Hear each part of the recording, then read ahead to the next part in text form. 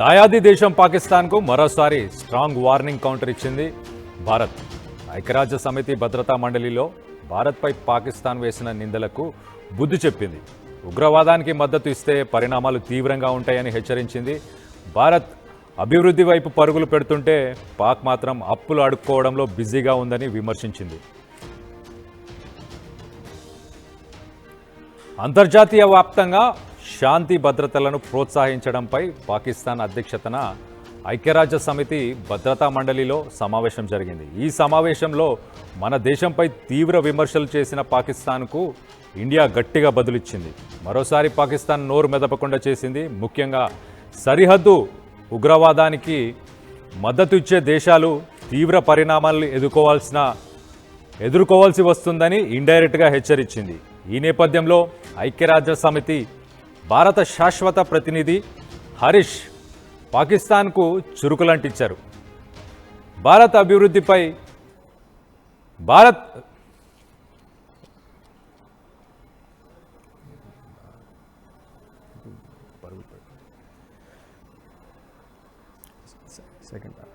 Second పేరా అంతర్జాతీయ వ్యాప్తంగా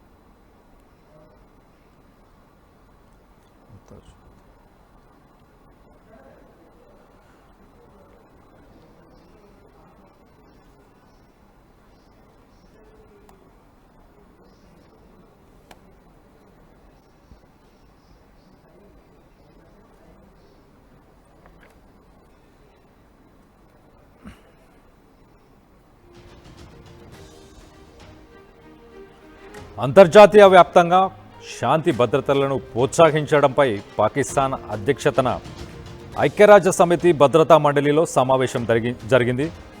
ఈ సమావేశంలో మన దేశంపై తీవ్ర విమర్శలు చేసిన పాకిస్తాన్కు ఇండియా గట్టిగా బదులిచ్చింది. మరోసారి పాకిస్తాన్ నోరు మెదపకుండా చేసింది. ముఖ్యంగా సరిహద్దు ఉగ్రవాదానికి మద్దతిచ్చే దేశాలు తీవ్ర పరిణామాలు ఎదుర్కోవాల్సి వస్తుందని ఇండైరెక్ట్గా హెచ్చరించింది. ఈ నేపథ్యంలో ఐక్యరాజ్య సమితి భారత శాశ్వత ప్రతినిధి హరీష్ పాకిస్తాన్కు చురకలంటించారు. భారత్ అభివృద్ధి వైపు పరుగులు పెడుతుంటే పాకిస్తాన్ మాత్రం మతోన్మాదం ఉగ్రవాదంలో పూర్తిగా కూరుకుపోయిందని విమర్శించారు.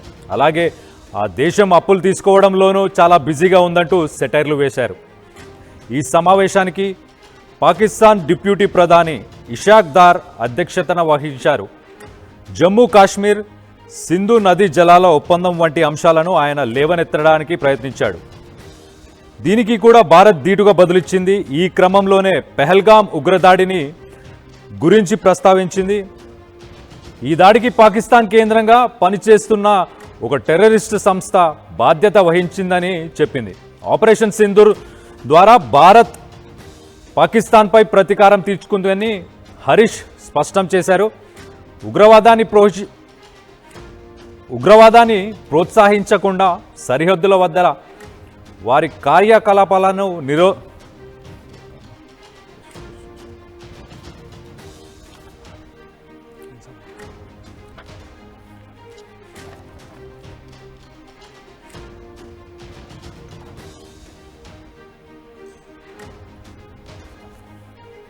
ఈ సమావేశానికి పాకిస్తాన్ డిప్యూటీ ప్రధాని ఇషాక్ దార్ అధ్యక్షత వహించారు. జమ్మూ కాశ్మీర్ సింధు నదీ జలాల ఒప్పందం వంటి అంశాలను ఆయన లేవనెత్తడానికి ప్రయత్నించారు. దీనికి కూడా భారత్ ధీటుగా బదిలిచ్చింది. ఈ కార్యక్రమంలో పెహల్గాం ఉగ్రదాడిని గురించి ప్రస్తావించింది. ఈ దాడికి పాకిస్తాన్ కేంద్రంగా పనిచేస్తున్న ఒక టెర్రరిస్ట్ సంస్థ బాధ్యత వహించిందని చెప్పింది. ఆపరేషన్ సింధూర్ ద్వారా భారత్ పాకిస్తాన్పై ప్రతీకారం తీర్చుకుందని హరీష్ స్పష్టం చేశారు. ఉగ్రవాదాన్ని ప్రోత్సహించకుండా సరిహద్దుల వద్ద వారి కార్యకలాపాలను నిరోధించేలా అన్ని దేశాలు కట్టుబడి ఉండాలని ఆయన పిలుపునిచ్చారు. మరోవైపు ఇదే సమావేశంలో అమెరికా తన గొప్పలు చెప్పుకునే ప్రయత్నం చేసింది. భారత్ పాకిస్తాన్ మధ్య యుద్ధాన్ని పరిష్కరించడంలో ట్రంప్ నాయకత్వం కీలక పాత్ర పోషించిందని డబ్బా కొట్టింది. దీనిపై అమెరికాకు స్ట్రాంగ్ కౌంటర్ ఇచ్చారు హరీష్. పాకిస్తాన్ పిఓకేలోని ఉగ్ర శిబిరాలను లక్ష్యంగా చేసుకొని భారత్ ఆపరేషన్ సింధూర్ చేపట్టిందని గుర్తు చేశారు. తమ ప్రాథమిక లక్ష్యాలను చేరుకున్న తర్వాత పాక్ అభ్యర్థన మేరకే కాల్పుల విరమణ ఒప్పందాన్ని అంగీకరించామన్నారు. ఈ విషయాన్ని ఇప్పటికే అమెరికాకు చెప్పామని, ఇందులో ఎవరి మధ్యవర్తిత్వం లేదని మరోసారి తేల్చి చెప్పారు. మొత్తంగా యుఎన్ఓ వేదికగా ఇండియా, పాకిస్తాన్ అమెరికాకు స్ట్రాంగ్ కౌంటర్ ఇచ్చింది. దీంతో ఇప్పటికే ఆయా దేశాలు బుద్ధి తెచ్చుకోవాలని అభిప్రాయాలు వ్యక్తమవుతున్నాయి.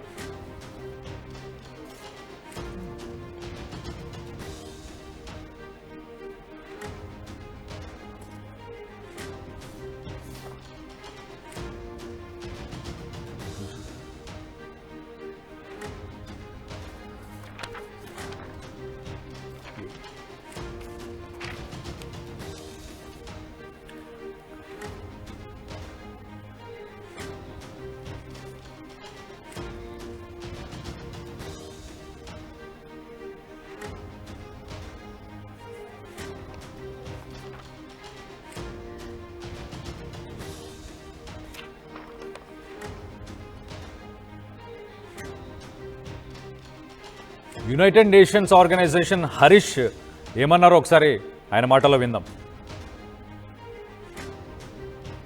Made by the representative of Pakistan. The Indian subcontinent offers a stark contrast in terms of progress, prosperity, and development models. On the one hand, there is India, which is a mature democracy, a surging economy, and a pluralistic and inclusive society. At the other extreme is Pakistan, steeped in fanaticism and terrorism, and a serial borrower from the IMF. As we debate promoting international peace and security, it is essential to recognize that there are some fundamental principles which need to be universally respected. One of them is zero tolerance for terrorism. It ill behoves a member of the Council to offer homilies while indulging in practices that are unacceptable to the international community. Mr. President, in conclusion, India remains committed to working towards international peace and security through multilateralism.